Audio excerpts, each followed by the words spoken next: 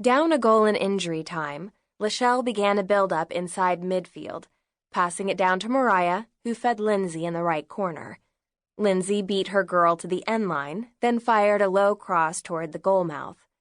Kat streaked in, carried her defender and the goalie's attention, and then dummied it. Let the ball go through her legs untouched. It was beautifully done, a play we had worked on endlessly. I was now just 8 yards out. The wide-open net yawned. All I had to do was ease it home. But, overeager, with visions of my highlight reel playing in my head, I hammered it. The extra oomph lifted the ball, and it caromed off the crossbar and out of bounds. The crowd groaned, and I stood there, gutted. I had just missed a gimme that would have tied our first conference game. Well done, Megan, I thought. Well done. A minute later, the whistle blew. University of Oklahoma, 2. Southern Methodist University, 1. I kicked over the water cooler and was working my way through the sideline chairs when Coach Nash found me. "Hey, stop that!" she yelled. She frowned, and her disappointment washed over me. "What's the lesson?" "Don't be a freaking moron," I asked. "Composure," she said to me for the 900th time in the past year. "No matter the moment, you have to keep your head, execute under pressure. Consistently good is far better than occasionally brilliant." "I'm sorry," I said. "I'm not interested in your apology." Ouch. "I let everybody down," I said, hanging my head. "Yes, you did." Ouch again. But now she lifted my head and looked directly in my eyes. "Now listen. You are going to score a ton of goals for us this year." Her tone softened as she moved easily from Marine Corps drill sergeant to mother hen. "It's going to all come together. Okay?" "Okay." I nodded again, and she gave me a hug. "Short memory, and get that looked at." She motioned at the gash on my shin. "Uh-huh," I replied, still feeling like someone had shot my dog. "I'll see you on Monday." Now Kat shuffled over. Catalina Esmeralda Graciela, Kat Martinez, was my best friend on the team, my wingman, and the only one brave enough to approach me under these circumstances. We had known each other since we were 12 and had played club soccer together for the DeSoto Bobcats. Now we were ponies.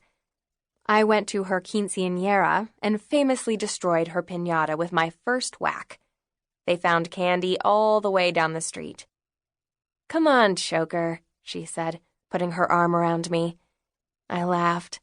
As always, it was just the right thing to say. "You go. I want to sulk." Now she laughed. "All right. You need a hanky or something?" "Nah, I got my sleeve."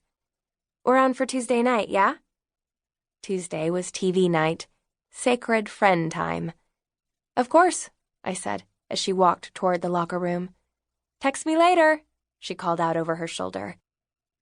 With everyone gone, I sat down and examined my shin. Blood oozed along the entire ridge of welted skin. Another scar, and so little to show for it. In soccer, real scoring chances are rare, and my job as a striker was to make good on them. My failure today cost us a very valuable point. I picked some grass out of the cut, squinted over the edge of Westcott Field into the late August sun, and wondered how things could get any worse. I wasn't kept waiting long. "Hey." I looked up to see my sister, Julia. She was taller and prettier than me, with blonde hair, startling light blue eyes, and creamy, blemish-free skin.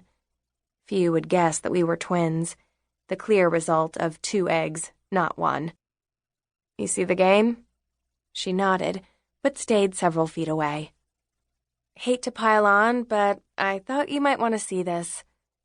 Julia handed me her phone, the browser open to the Dallas Morning News.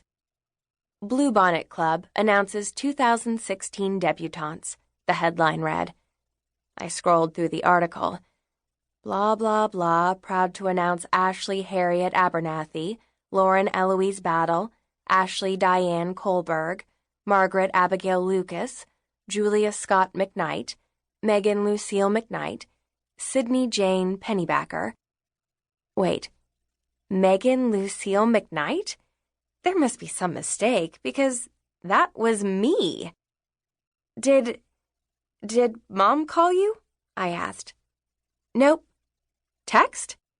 Julia shook her head. I wanted to sputter in disbelief, to scream, to rage, to protest violently, but my mother was 30 miles away at the ranch. I read on. At the bottom were the pictures. 7 toothy, varnished girls soon to take their anointed places in the pantheon of bluebonnet debutantes, that rare and coveted role in a tradition that dated all the way back to 1882, as Mom had so often reminded us. My picture was a real doozy, taken as an olive branch to her after she complained for years that the only photos she had showed me posing on one knee beside a soccer ball.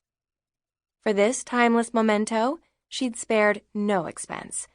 She had hired a stylist, bullied me into a low-cut Stella McCartney, and chosen a photographer who insisted on shooting in the gloaming, down amongst the crepe myrtles along Turtle Creek.